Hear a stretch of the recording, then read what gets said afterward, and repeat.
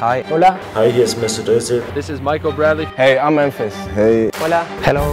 I'm here with soccer.com. Soccer.com. Soccer.com. And I'm talking with my friends soccer.com. See you soon. Hey guys, Josh from SoccerReviewsForYou.com, bringing you my review plus on-feet video of the brand new Nike Mercurial Veloce 3 in the Pitch Dark Pack colorway. Now, being that this is a takedown model, it does not come with any extras. All you'll get inside the box are the shoes themselves, but this is the brand new Veloce 3. I apologize for this video coming out so late after the actual release of the shoe, but unfortunately with this colorway as well as the launch colorway, they were on pre-order for quite some time, but I finally have it. This is technically the second takedown model in the new Mercurial line. You have the Superfly 5 at $300, the Vapor 11 at $230. Below that you have the Veloce 3 DF, which is the mid-cut version of this shoe, which retails for $170. And then below that you have a non-DF or non-mid-cut version, a standard low-cut, more similar to the Vapor 11, which retails for $130 US. So that's what I have right here. In today's video, we are going to take a closer detailed look at the shoe itself, talk tech specs, performance, take a look at the weight of the shoe, as well as take a look at how they fit and feel on feet. So if you're interested in learning more about the Mercurial Veloce 3, please stick around and watch the entire video. If you're interested in a pair of these for yourself, you can check out the review page on my website. That'll be the little pop-up on screen as well as the first link down below in the description. And on that page, you will find Buy It Now links with exclusive SR4U coupon codes where you'll be able to pick these up below the normal $130 retail price. So again, if you're interested in a pair, little pop-up on screen, link in the description, go ahead and check it out. And with that being said, let's get right into the review. To start things off, let's talk tech specs and performance with the Veloce 3. Now, this being a takedown model with a retail price of $130 US, it's not particularly cheap, but it's not overly expensive either. If you guys are familiar with my channel, you know that I talked very highly of the previous Veloce model, the Veloce 2, which retailed for the exact same $130 price tag, and I will say is a little bit nicer than what you're going to get from the Veloce 3,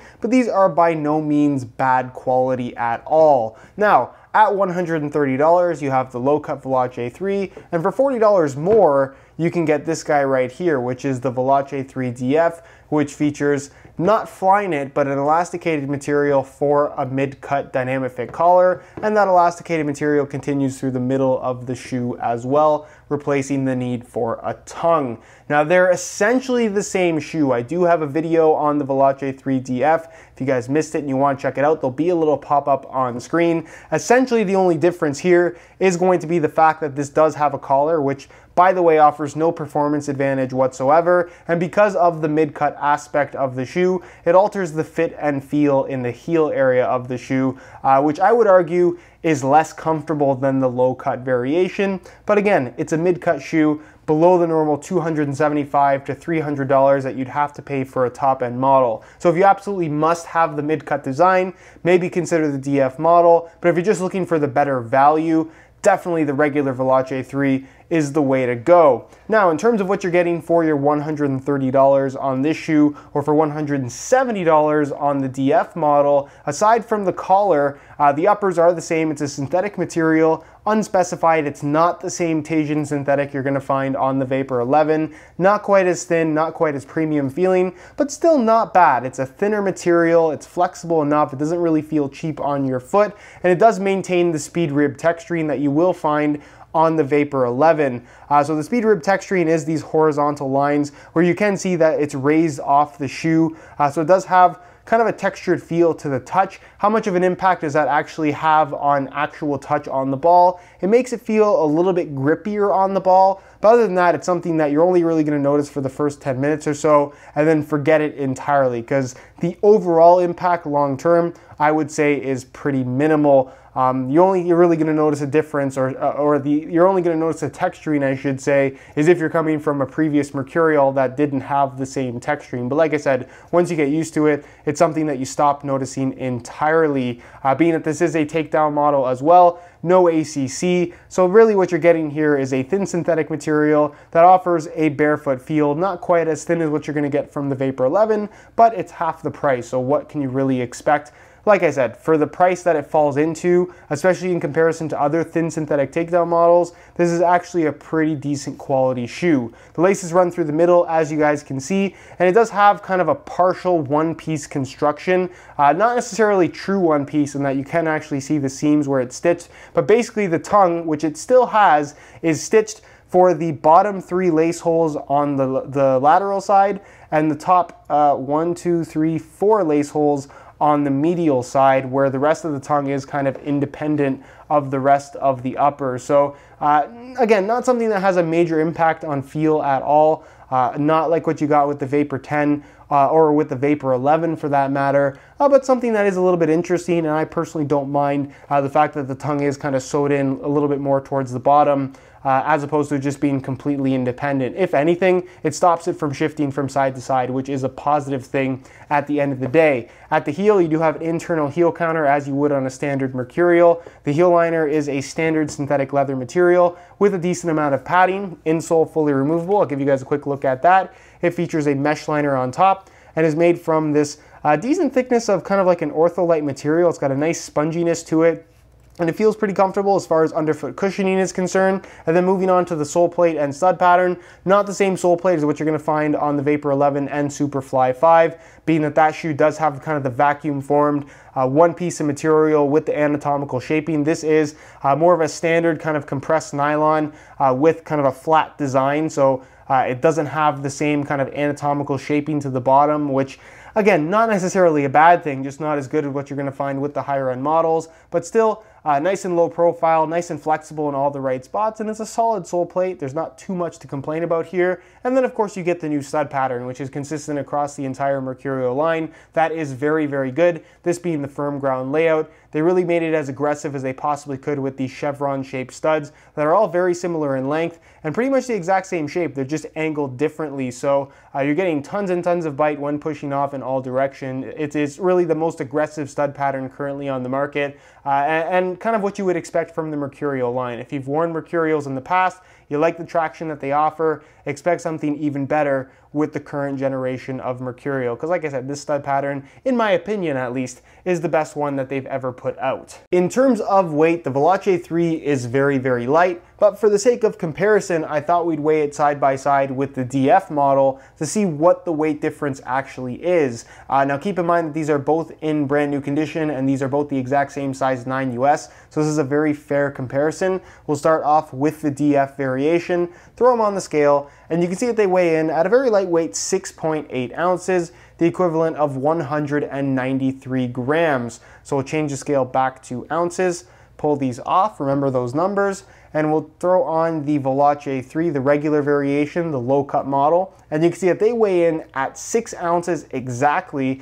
the equivalent of 171 grams, about 0.8 ounces less than the DF variation, which is a significant amount of weight considering that you're already in the 6 ounce range with the DF model. So the Veloce 3, the regular version, not only is cheaper, it's also significantly lighter and actually pretty close to the weight of the high-end Vapor 11. So if you're looking for the lighter of the two options in the Veloce 3 variations, the regular Veloce 3, like I said, is not only the better value, it is the lighter of the two shoes. As far as the colorway and aesthetics go, the Veloce 3 does look a lot like the Vapor 11, especially in darker colorways like this that are a little bit more straightforward. From a distance, you'd have a hard time telling these apart from the higher end model, but up close you do see the stitching through the middle, which doesn't look as premium as the Vapor 11, and the sole plate doesn't have quite the same look either, but by no means do these shoes look cheap, at least in my opinion. As far as the colorway itself is concerned,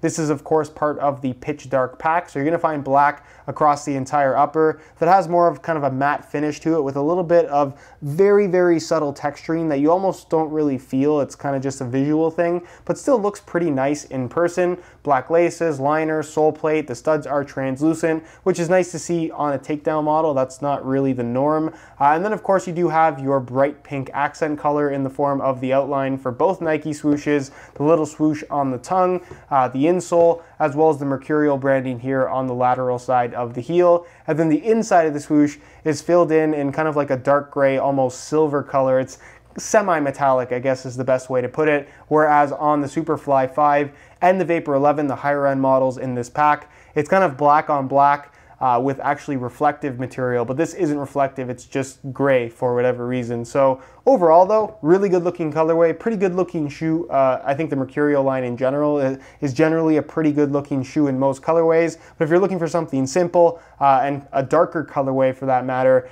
this is definitely one that I think a lot of people will like and probably will get their hands on if they're interested in this particular shoe. So let me know what you guys think of these down below in the comment section. Do you like how they look? Why or why not? And with that being said, let's move on to the on-feet portion of the video so we can get a better idea as to how these shoes fit and of course what the sizing is like. Alright, so here is a look at the Veloce 3s on feet. On my left foot I have the stock black laces that come with the shoes, and on my right foot I have a pair of neon pink reflective SR4U replacement laces. If you're interested in a pair of replacement laces for yourself, the website to go to is www.sr4ulaces.com. If you're interested in checking it out, there'll be a little pop-up on screen as well as a link down below in the description. So again, if you're interested in a pair, go ahead and check it out. Now in terms of how these things fit and feel on feet, they fit really, really well. It has the same general shape as the higher end Mercurial Vapor 11. Obviously the feel underfoot, being that it doesn't have the same sole plate, isn't quite the same, but it fits really well nonetheless. It's a nice snug, kind of tight fit across the entire foot, no extra space on the inside of the shoe, and it's what you would expect from a higher end Mercurial product, which is a very good thing and partially why the Mercurial line is so popular in the first place. The upper is thin and feels relatively flexible on your foot. Doesn't have the softest sensation, but you don't really expect that from this type of material anyways. And again, they just feel really, really good. The one piece aspect of the upper doesn't bother me at all. It's not even particularly noticeable when the shoes are on your foot. And as far as the heel area is concerned, I just find this a lot more comfortable than the DF variation of the Veloce 3. And I think most people, if they're being honest with themselves, will find this version a lot more comfortable as well. As far as width is concerned, like I mentioned, it is a Mercurial. It has a tighter fit. Not really a good option if you have wider feet, but if you've worn Mercurials in the past, you're probably not going to have any issues with these. And as far as sizing is concerned, I'm wearing my usual size 9 US here, and the fit and length is absolutely perfect. So if you are looking to order a pair of these for yourself, I would strongly recommend going true to size in order to achieve the best possible fit. Alright guys, that is it for my review of the Nike Mercurial Veloce 3 in the pitch dark pack colorway. Again, if you guys are interested in more info or interested in a pair for yourself, be sure to check out the review page on my website. That'll be the first link in the description of this video, or you can click the little eye in the corner of the screen. On that page, you will find buy it now links with exclusive SR4U coupon codes, where you'll be able to pick these up below their normal $130 retail price. If you have any questions at all regarding this shoe, leave them down below in the comments, and I definitely will get an answer out to you. If you enjoyed today's video, found it helpful and informative, be sure to support it with a like. Subscribe if you haven't already for daily videos on all the latest and greatest soccer gear. You can find all my social media information linked in the description as well. Other than that, guys, hope you enjoyed today's video. As always, thanks for watching.